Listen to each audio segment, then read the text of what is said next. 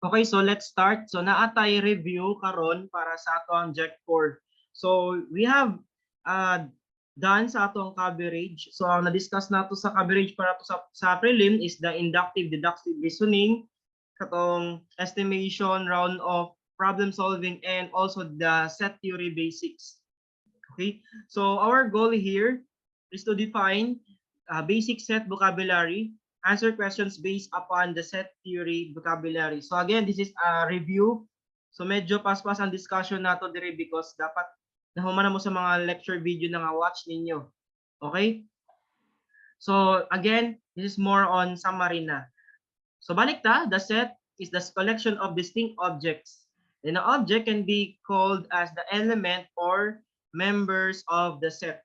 A set does not list an element more than once, since the element is the member of a set or not. And then, na-discuss po na ako ni siya last meeting, katong mga na-explain na ako, no mo yung mga symbols nato for real numbers, integers, natural number, irrational, at saka rational number. So there are more on capital letters basta naata sa set. Okay? So ang yan drawing sa diagram nato, again, ang real numbers, siya jud ang numbers corresponding to the points on the number line. So tanan jud, no? Ang sakop niya kay ang irrational numbers, mao na siya ang mga atong ibalik ha, ang square root, okay, ang pi, ang rational is more on fractions, decimal, integers is positive and negative infinity. Ang rational number kay fractions gyapon na siya, bahalag negative and positive ang mga fractions. Nahatay negative and whole numbers included ang zero. Okay? Pag walay zero, it's just a counting number or natural number. Okay? So we have here ways to identify a set. So first is the descriptive description, written description. That is example, A is a set of calendar months beginning with letter J. So kung napansin mo, kani nga example, nasa sentence siya. Sa ako ni siya pagsulat as a written description. Napod tayo rooster method or list method, meaning ilista lang yung mga given nga problem. So ingon siya dire months beginning with letter J. So ano yung mga months nga begin letter J? January, June, at saka July. Di ba? And next is ang set builder notation. Ang set builder notation, we are using descriptive phrase. So again, we are using a set and a braces. So inani dapat ang pagsulat sa ano ha, set builder notation, X such that X is a calendar month beginning with the letter J. So inanara ang pagbuhat sa set builder and rooster method. Again, nigawas na siya sa inyong mga exercises ha. Kailangan inani ang makita nako sa rooster method and set builder notation. Okay? So next naman po nato, we have here example, written description. B is a set of a primary color. So sa may mga primary color nato, so magbutang ka B is equal to, you have to make a pair of braces, color blue, red, at saka yellow. Make sure nga separated by a comma. Okay, and then pair of braces. Para sa set builder notation, make sure nga pwede ka mag-represent any variable or X such that X is a primary colors. So inanara, mag-represent lang ka og any variable, then make a descriptive phrase lang dayon. That's acceptable. Make sure na naalang siya braces. Okay? So we have another notation, ang null set mo ni ang symbol. Wala kay mga makita nga inani nga symbol ha, wrong jud na siya. Okay? Wala tay inana. Make sure nga empty brace or slash nga 0. So example, B is a set of 5-sided square. So wala man tay 5-sided square, so empty. Okay? So we can use the symbol element or not element, okay, to indicate if an element is in the given set. So for example, set C is a set of even numbers greater than 2 and less than 2. Okay? So unsa man ang mga elements nga greater than 2 and less than 12. Sorry, 12 di ini. So magsugod ka og 2, wala na ilabot ang 2 di ay, sorry. So nakaka sa 4, 6, 8, 10. Wala na ilabot ang 12. Kay nga naman, wala man siyang giingon nga greater than or equal or less than or equal. Hindi nakasama yung 2. Nakuha siya. So meaning, makaingon ta nga 4 is an element of C. 6 element of C. 8 is an element, ina niyang symbol sa element, kinaman siya sa set. And also 10 is an element of C. Hindi pwede magkabaliktad ha. Bawal ako makitang ganyan. Bawal yan. Okay? So dapat ang proper way sa pagsulat, inani. Hindi pwede magkabaliktad yung 4 at saka C. Okay? So meaning, yung 4, 6, 8, 10, 12, wala labot ng 12, naa siya sa set C. So makaingon ka, ang 2 is not element of C and 12 is not element of C. Ginainana nimo, butangan nimo slash kay wala man siya sa set. Okay? So next nato is ang cardinality. You just have to count the number of elements nga naa sa set. Ang notation niya is n of A or parang absolute value siya pero cardinality of A lang yan. So ibig sabihin, ika-count mo lang yung number of elements. Okay? So ang answer ana, cardinality of A, i-count lang nimo, pila man na siya, that is 6 elements. Cardinality of B, pila man na siya. So ang answer nimo kay 6. Inana lang. Okay, ang cardinality of C is 3. Kasi tatlo lang yung element. Diba? And then next is two sets are equivalent if they contain the same number of elements. If two sets are equivalent, then they can be placed in the one-to-one correspondence. So ibig sabihin, pag the same silang number of elements. So as you can see, ang A at saka B, they are one-to-one correspondence. Kasi the same sila ng element. Nakuha siya. If two sets are equivalent, we can write M is an, ayan, equivalent sa N. Pwede siya inana. Okay? Pero dire sa nakita nato, since they have the same number of elements, you can write like this. A is a equivalent of B. Okay? Nakuha siya or one-to-one correspondence sila. So mo na yung na-notice kasi parehas sila ng number ng elements. Okay? Nakakuha siya. So next nato dire, matawag ko siya equal kapag exact same elements. So hindi lang siya equivalent, dapat equal. Meaning kambal talaga yung magkapareha talaga na element. So kung makita mo dito, A at saka A dito, bahalag magkarambol ang mga nasa braces natin. As long as nga naakay makita nga magkapareha, A and C, kani, A at saka si C, they are equivalent. Hindi pwede ang A at saka B or B at saka C, hindi pwede. Kasi kulang yung elements. Nakuha siya. So inana lang, no? Matawag siya equivalent, dapat exact number of elements. Nakuha siya. So inato ra. Okay? So next naman nato nga discussion direta sa subsets. Okay? So again, this is more on recap pa rin siya ha. Review ta diri kay para ma-remember ninyo and maka-prepare na mo sa inyong exam for prelim. Okay? So our goal for the subsets, define a subset and use subset notation. Define proper subsets and use proper set notations.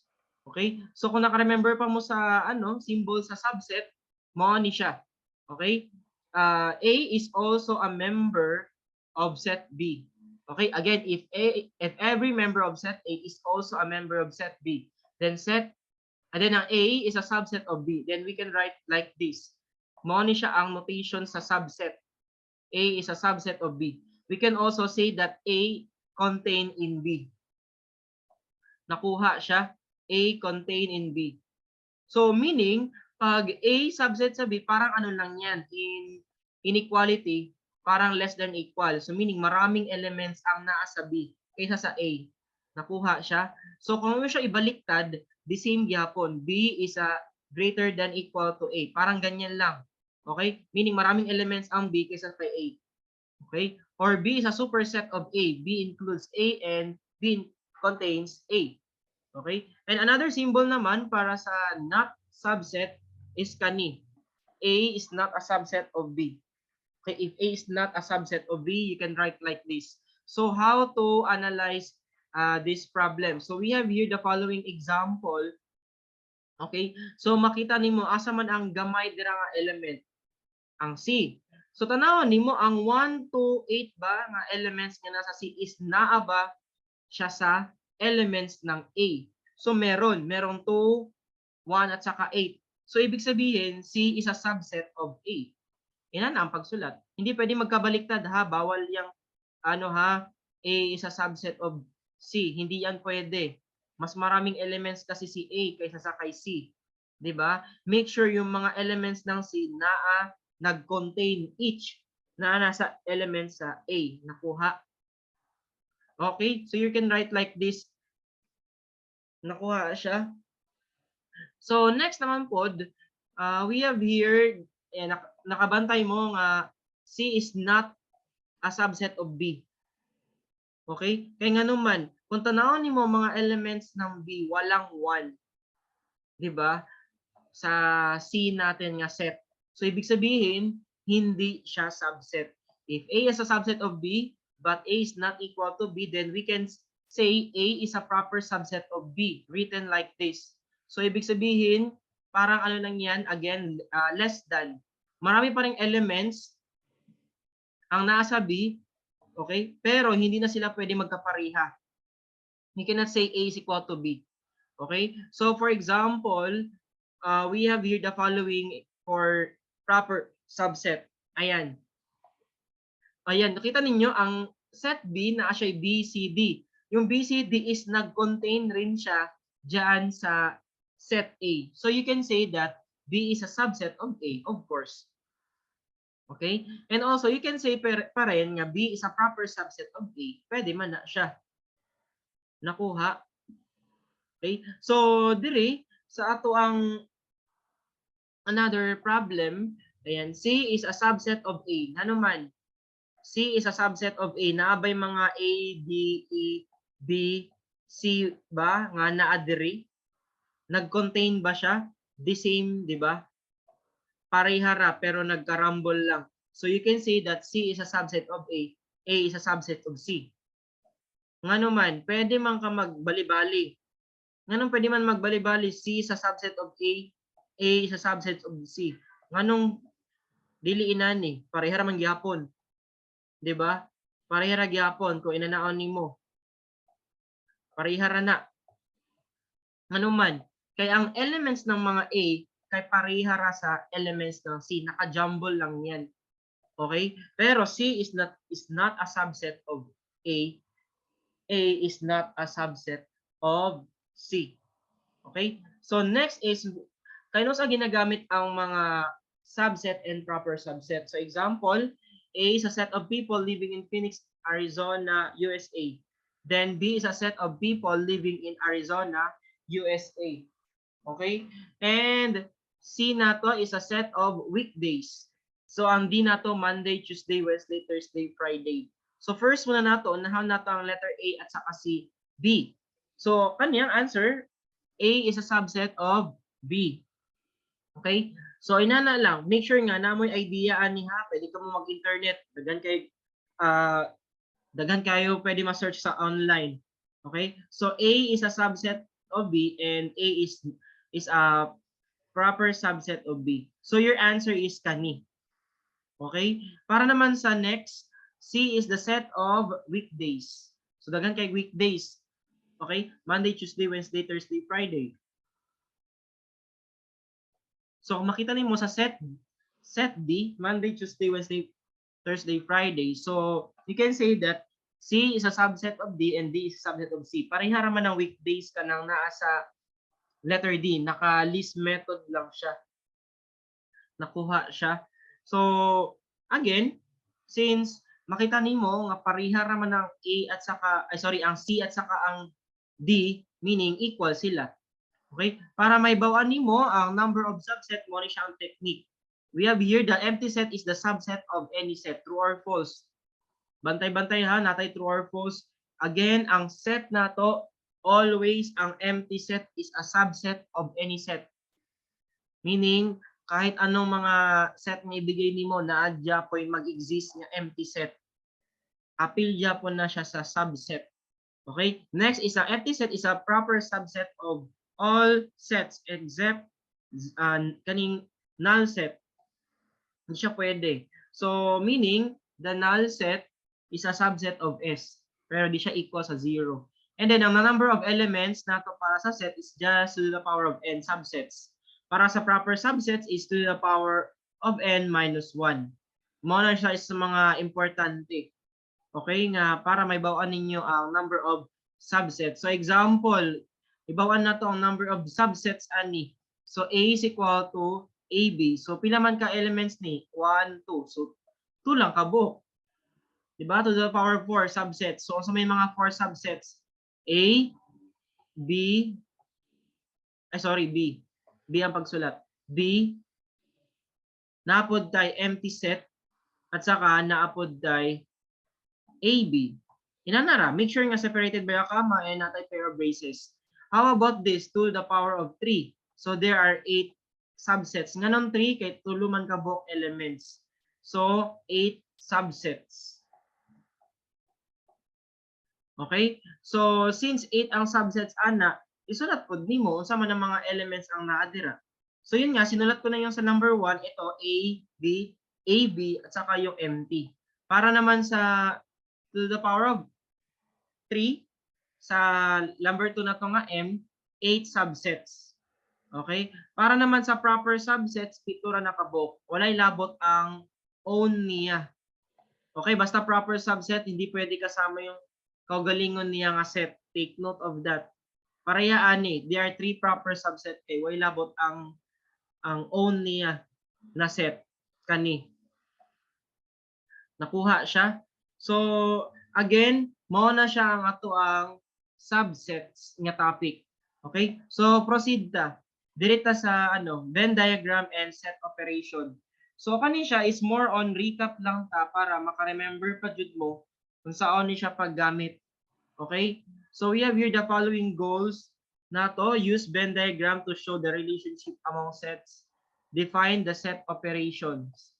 So first na to, ang Venn diagram is the visual diagram that shows the relationship of the sets with one another. And then gina-represent nato na siya as U. Okay, meaning iata ng mga elements represented by the rectangle. And then first, kung makita nimo diri, the complement of A, that is A prime, meaning wala siya sa set A. So kung kaniya ang set A, ang A complement is outside sa set A.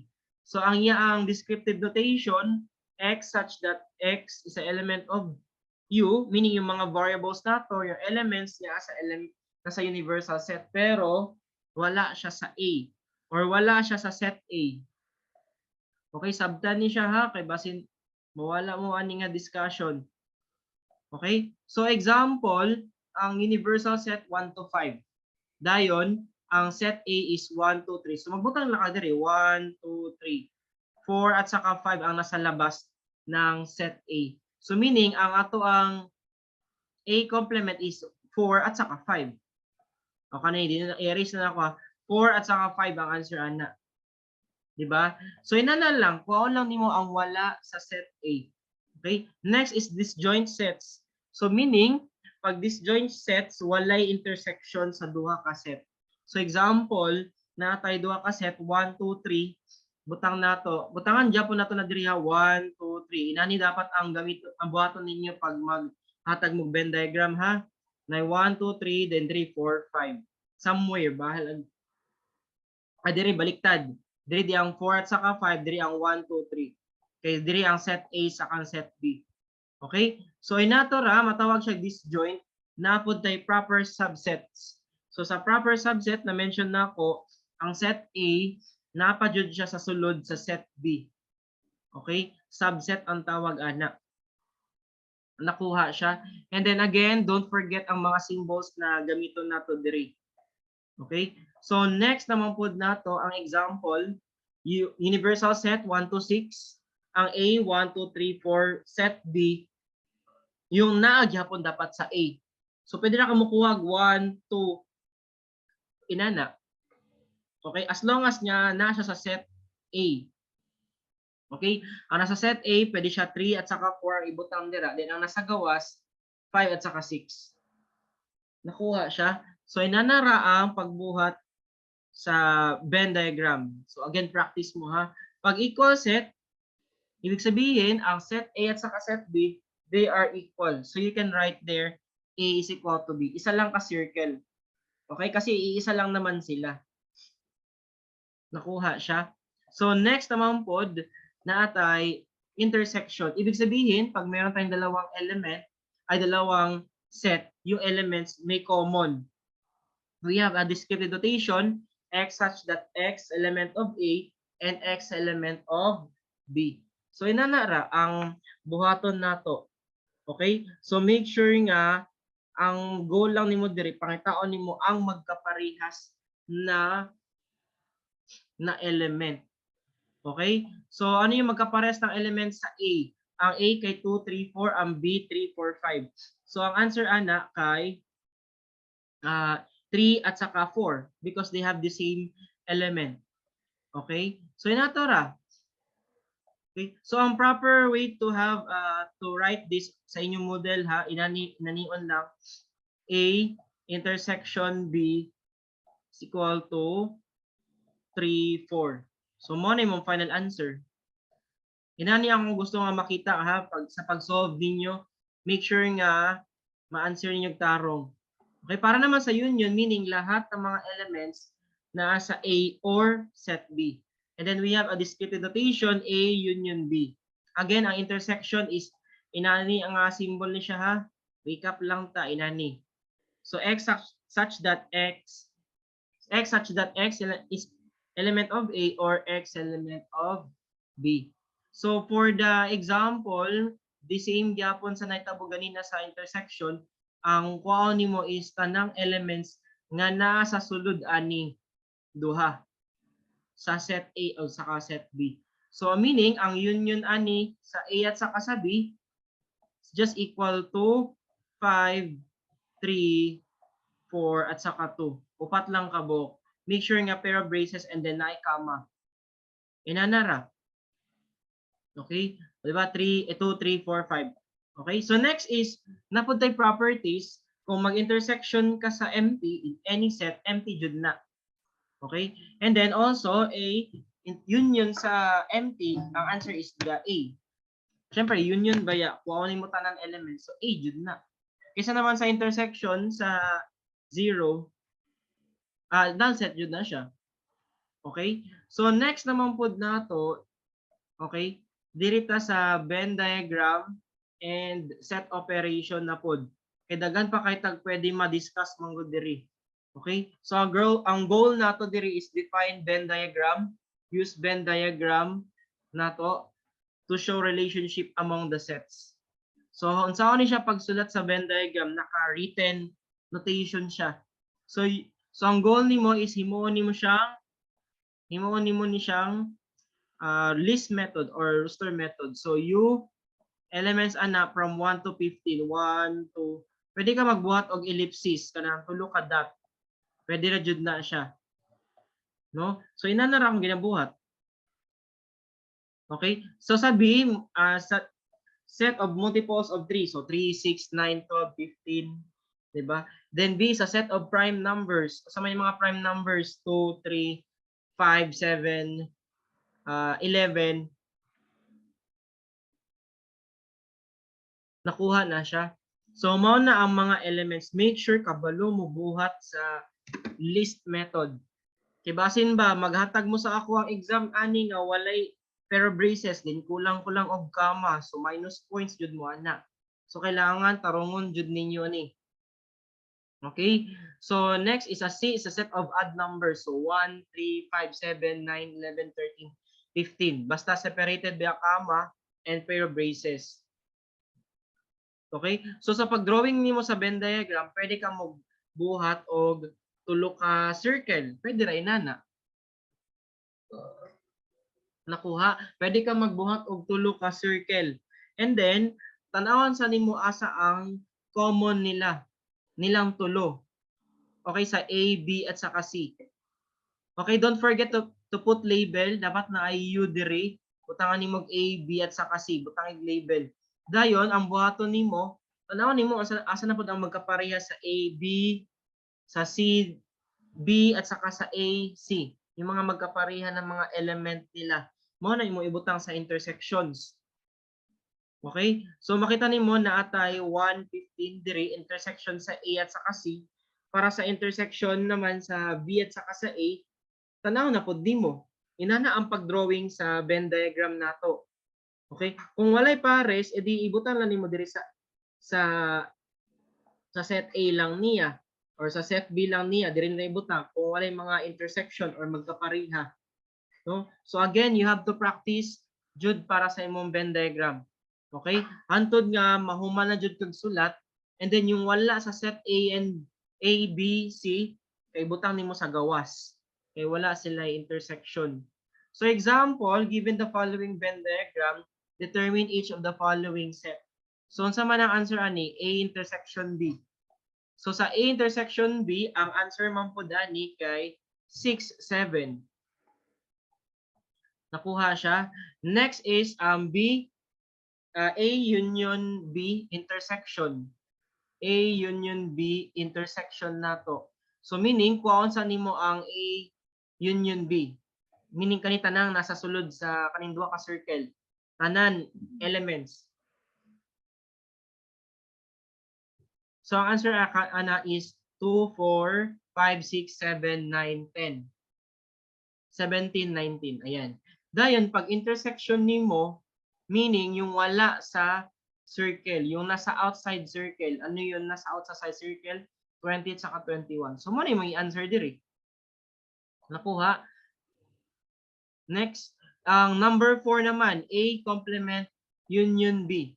So, on saan man na pag-answer, A complement union B. So, meaning, kung saan mo A complement, so kasama ang 2, 4, at saka 5. Kasi ang pasabot sa complement yung outside ng A. Pero intersection sa B. Ang outside sa A, kaning mga color yellow. Mo nang outside sa A nga circle. Pero intersection man siya sa B. Unsa man ang B? Kaning color green nato. Pag intersect ni mo ana, the answer ani is 2, 4 at saka 5. Nakuha siya. Again, practice lang jud mo. Mas maayo nga maka-drawing mo Venn diagram. So next is A. Isulat nimo A, then i-shade nimo tanan kay mo man ang mga kuhaon nato. Pero yun siya sa B complement. So unsa man ang B complement? Outside sa blue kani nga B nga circle. So kung makita nimo ang color yellow is kana siya. Outside na. So unsa man ang nag-union ana? So the answer is 9, 10, 17, 19, 20, 21. Okay? So again, practice lang jud mo sa pagbuhat aning Venn diagram. Better nga namoy diagram para maka-answer mo aning following questions. Okay? So make sure nga familiar mo ani ha. Sige, proceed ta. Problem solving na ta kay para maanad-anad mo og mga problem solving sa mga lisod daw ni siya pag abot sa exam. So ang goal lang nato diri is solve survey problems using Venn diagram. Okay? So first muna nato, we have here 150 college freshmen were interviewed. 85 were registered for math class, 70 were registered for English class, and 50 were registered both math and both English. Okay? So the question here is, how many sign up only for math class? Kanilang math class. Pila man ni siya? Pila man ang college freshman? And also English class lang. Pag moingon siya sa letter number 3, sign up math or English, meaning you're looking for a union. Okay? Butang nato math, i-represent nato as M, union E as English. Pwede. Okay? Ang neither meaning wala sa duha. Nakuha, wala sa duha, math or English. So meaning complement ana nila. Okay? So meaning naman tayo both math and English, isulat nimo 50 diri. Dayon ang 50 i-minus nimo siya sa math class. Pila man ning math class? 85 minus 50, 35. Diri 20. Ngano man kay 50 minus 70 minus 50. Di ba 20? So meaning ang whole English nga kaning nasa circle nga sa English 70 jud siya. 'Di ba? Dayon ang next naman nimo i-add nimo ni tanan. Okay? Ibalik na ko ha 30, 50 at saka 20. So kung i-add nimo ni sila tanan, the answer is 100. So naa pa kay 50 nga nabilin outside ani nga circles. Okay? So inanara ang pag-analyze. Imo jud na siya i-try and error jud no para makabalo ka pila ka bulk elements nga nasa A, B, intersection nila and complement. Okay? So actually mo na nag-explain na ako. Ang answer ana. Ay okay, nasayop ko kay 30 akong gibutang diri 35. Kasi 50 minus 85 na siya. So 35 di ay sakto. Okay? So mo tong nabilin 45 na lang. Okay? So again, ma-answer na nimo dayon tanan ang mga questions inana ra. Actually mo gawas jud sa exam. Basta kabuyo lang mag-analyze ani nga problem. Okay? So how many sign up for math class? 35. For English class 20 ra. Wala labot ang intersection. How many sign up for math or English? 105. Math or English, that is a union of math and English. How many sign up neither? Sa duha, sa math or English, the answer is 45. Inato ra. Okay? How about tulo ka box circles para sa 3 sets nato? So, ingon siya dire, 100 students were interviewed. 28 took PE, 31 took Bio, 42 took English, 9 took PE and Bio, 10 took PE and English. Ang mga end, kung mapansin nimo, ang ibig sabihin niyan, intersection. Utang nato PE intersection sa Bio or PE intersection sa English. O, kani, Bio intersection sa English. Then, kani, 4 took all 3 subjects. So, meaning 4 diri. Mo man ang intersection sa tulo. Intersection sa PE, intersection sa Bio, intersection sa English. Mo man na siya. Okay? So, na naka-idea nga 4 diri. Okay? So, next nimo, i-minus nimo siya diri. Di ba English at saka PE diri. So, asa man na English saka PE? Kani, 10. So, 4 minus 10 is 6. So, 6 diri. Kaya wala man kay violation kung tanawan nimo kani siya, intersection man na sa English sa PE. So i-add nimo 10 yapon. 'Di ba? So diri again 4, then diri 6. Then para sa PE and Bio, ang answer ana kay 4 ay 9 minus 4, 5. Okay? Then next is ang English sa Bio, that is 6 minus 4. 2 ang answer diri. Nakuha siya. So next naman po, kung mapansin niyo PE, tanaw ka sa PE 28. So meaning kaning nasa circle sa PE, dapat total of 28 lang na siya. Okay? So 6 plus 4, 10. Plus 5, 15. So 15 ang imong i-minus to. 28 minus 15. Pila man na siya? So 13. So 13 diri. Nakuha siya. The same goes sa uban.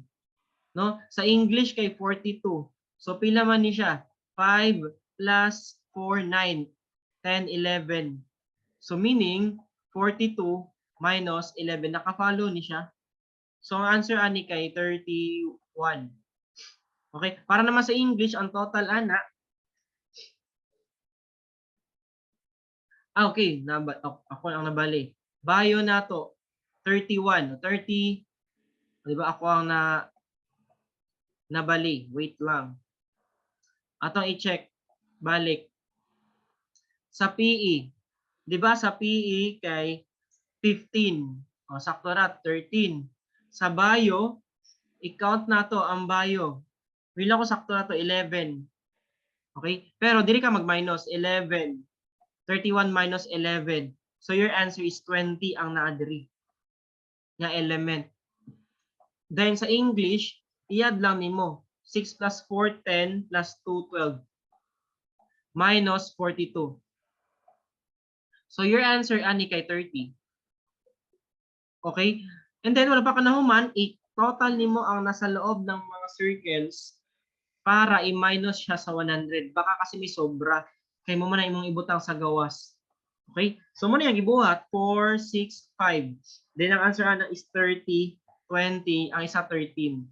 Okay? So pag itotal mo tanang mga nasa loob ng circles, 6 pila tanan. Okay? That is 80. Minus ni mag 120. So meron pang 20 sobra outside sa ato ang tatlong circles. Okay? So the question is, how many students took none of the 3 subjects? So the answer is 20. Yung wala. How many students took PE? O PE, tanaw ka sa PE, kani nga circle. Pero walay labot ang bio at saka English. So the answer is 13.